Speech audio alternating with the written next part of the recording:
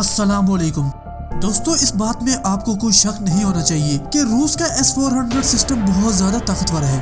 ये 380 किलोमीटर से missile, long range missile, fighter jet और क्रूज मिसाइल को पकड़कर उन्हें हाइपरसोनिक मिसाइल से तबाह कर सकता है।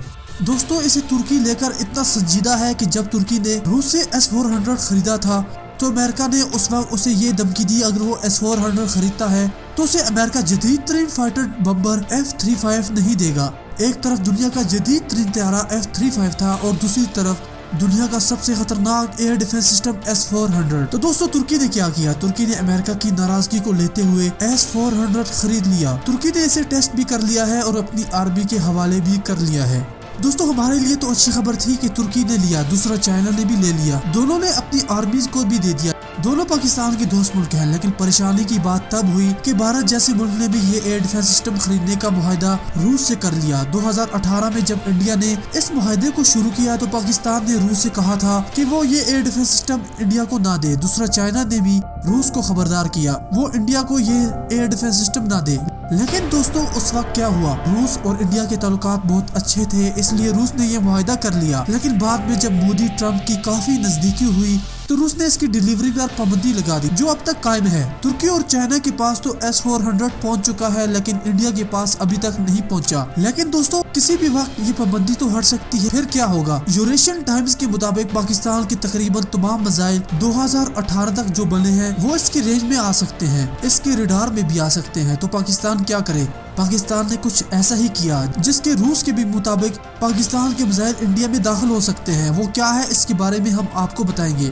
लेकिन ये जान लीजिए कि S-400 की डिलीवरी इंडिया की सबसे बड़ी डील है। इंडिया ने $4.35 बिलियन में 5 एयर डिफेंस सिस्टम खरीदने का मुआहदा किया है, जिसके मुताबिक 2020 तक तमाम एयर डिफेंस सिस्टम इंडिया के पास मौजूद होने थे।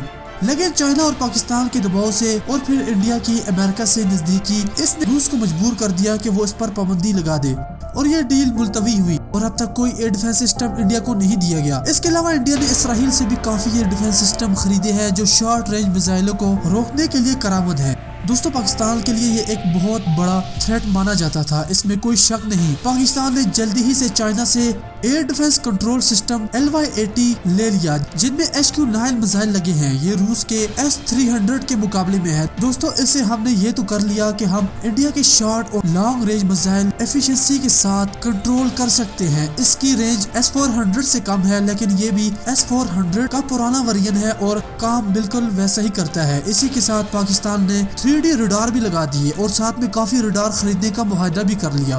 दोस्तों, जिससे क्या हुआ? हमने S-400 की कमी तो पूरी कर ली, लेकिन एक बहुत बड़ा मसला अभी बाकी था। वो ये था कि हमने इंडिया में कार्रवाई कैसे करनी है। इंडिया अगर S-400 लगा लेता है तो हमारे मिसाइल वहां पर कैसे जाएंगे? ये एक बहुत बड़ा थ्रेट था। ये 5 एयर डिफेंस सिस्टम को लेकर दोस्तों इंडिया क्या करता है? India in 5 air defence system को लेकर वो बड़े शहरों को पाकिस्तानी मिसाइलों से कवर करेगा। तो वो उन्हें दिल्ली, बम्बई और गुजरात के अतराफ में लगाने का इरादा रखता है। तो पाकिस्तान के मिसाइल वहाँ कैसे पहुँचे? पाकिस्तान ने एक मिसाइल पर पहले ही से काम शुरू कर रखा था, जिसका नाम अबाबील है। दोस्तों, ये एक दिन की मेहनत नहीं थी, ये तो 15 से 20 साल की मेहनत है। पाकिस्तान की नेशनल कमांड अथॉरिटी ने यह खबर शाया की कि ये मिसाइल हमने लॉन्च कर दिया है। दोस्तों, पहले इस मिसाइल के बारे में बात करते हैं। ये मिसाइल उस टेक्नोलॉजी से लेस है जो टेक्नोलॉजी दुनिया के 5 ममालिक के पास है। चौथा मुल्क पाकिस्तान था और दोस्तों 5वां मुल्क चाइना। दोस्तों, इसमें MIRV टेक्नोलॉजी है, जिसका मतलब ये कि अबाबील मिसाइल एक वक्त में 8 वारहेड्स डिफरेंट लोकेशन के लिए ले जा सकता है।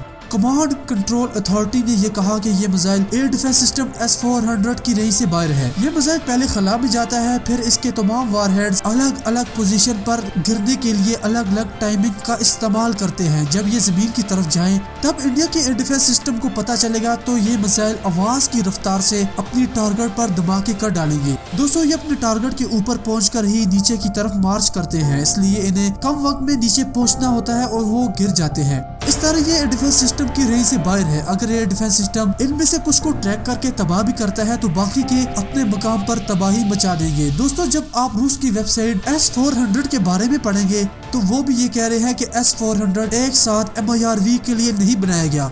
یہ معیار کو کنٹرول نہیں کرے گا۔ اس پر روس S-500 پر کام کر رہا ہے، وہ اسے کور کرنے کی کوشش کرے گا، اس لیے پاکستان اس بارے میں مکمل مطمئن ہے کہ اب ابھی روس کے S-400 کو دھوکہ دے گا۔ دوستو ان تمام نیوز کا ثبوت یوریشین ٹائمز میں شائع ہو چکا ہے، جو کہ ایک نیوٹرل اخبار ہے، جس کا لنک آپ کو ڈسکرپشن میں بھی دیا جائے گا۔ دوستو ویڈیو کو ضرور شیئر کیجئے، لائک کیجئے، دوستو اپنی رائے سے ہمیں ضرور آگاہ کیجئے گا، جس کے لیے آپ کمنٹ سیکشن میں ہمیں ضرور دیجئے۔ ہمیں اجازت دیں، اللہ حافظ۔